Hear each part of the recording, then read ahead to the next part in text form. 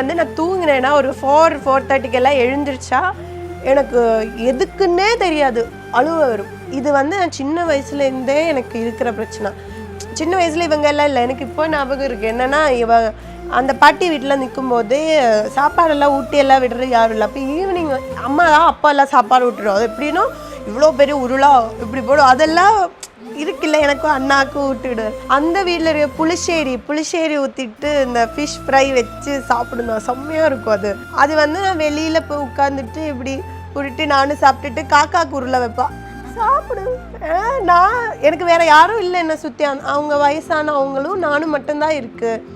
வீட்டு வெளியில் பசங்க இருக்குது விளையாட போகிறதுக்கு. அதனால் இவங்க கொஞ்சம் ஸ்ட்ரிக்டானால கொஞ்சம் போகிறதும் கம்மி. அதனால இப்படியே சாப்பிடு நானும் சாப்பிடு அப்படியெல்லாம் வச்சு அது ஏதோ அந்த டைம் யாருமே இல்லை அப்படின்னு அது இப்போ ஒரு ட்ராமா தான்.